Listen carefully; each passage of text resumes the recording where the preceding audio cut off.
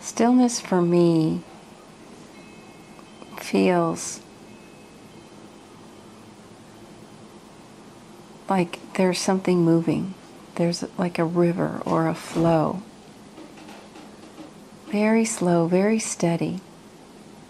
Particularly when I'm alone and noticing and dropping into, so to speak, allowing myself to be in stillness. Allowing myself to just stop. Stop the thoughts, stop the figuring out, stop the wanting, and just be in stillness, be in the present moment. That's where it's at. Breath is the quickest way to get there. Being present. Noticing my breathing. Noticing feeling connected to the earth. Noticing that this is where my true power lies. All of our power lies in that breath, stopping, allowing the stillness. It's like jumping into a warm bath. Just the right temperature.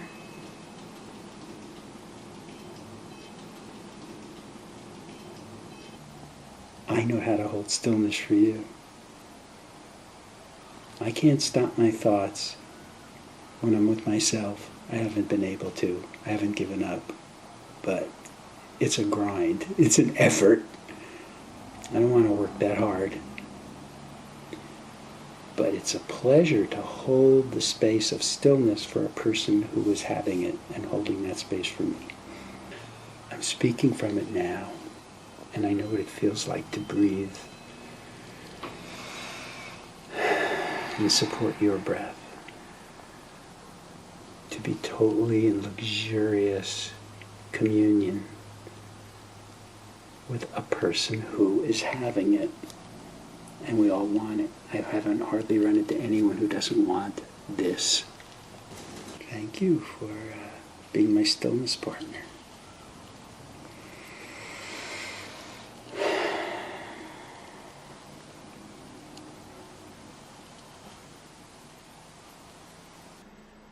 So you've had a strong stillness meditation practice for years. I say I'm a visitor to stillness. You live there.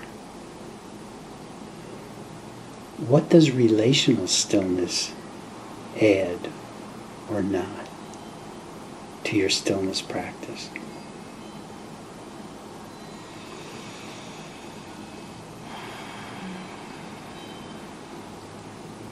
What I'm noticing with relational stillness, still, in the first few months of it, of really just noticing the more expansive, creative energy that's available.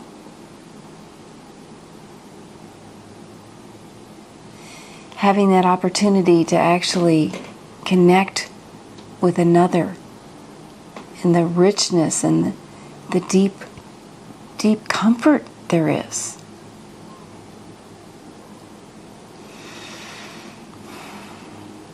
And sharing a breath with someone, or maybe several people, sharing a breath, sharing stillness, sharing a sacred space.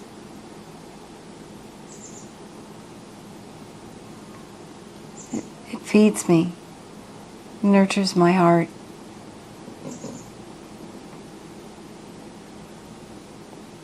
Deeper sense of belonging, deeper sense of tribe, of community. I'd say that's the biggest thing. And the nurturing and the healing that comes from that, it's hard to quantify that.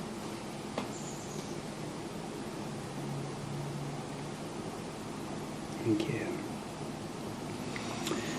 You've spoken about how we make better decisions from this place, especially when there's logistics and other people to consider and timing and ideas in business, say, that this place of relational stillness is where our best decisions come from. So here in the relational stillness we are practicing now,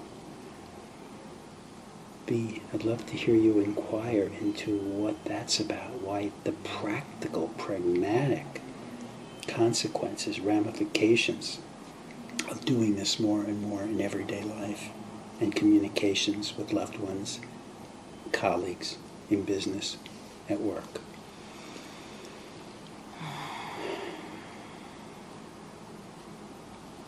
There's huge value in taking a pause, taking a breath, slowing down, trusting.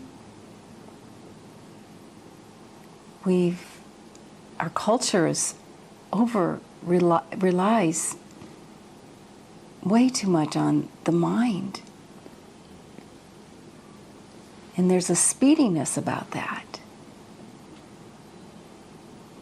But the body and the slowing down and the breathing and the being present and having a few seconds of stillness with someone, it just kind of like comes together like a hand in a glove. The common ground. And from that place, who knows what's going to emerge? Being in that place without having to have the answer. To be in stillness, just for the sake of sharing stillness. And trusting, knowing that the next steps will be revealed. It's a lot easier to hear it from the stillness. Whatever guidance or insights might be given in the stillness,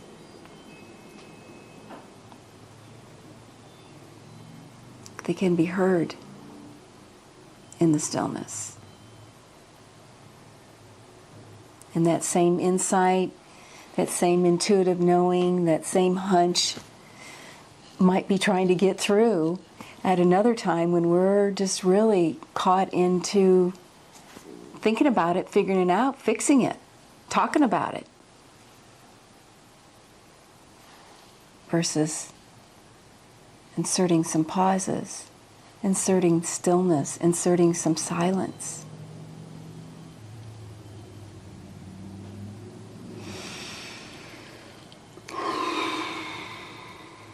Just to see what might emerge.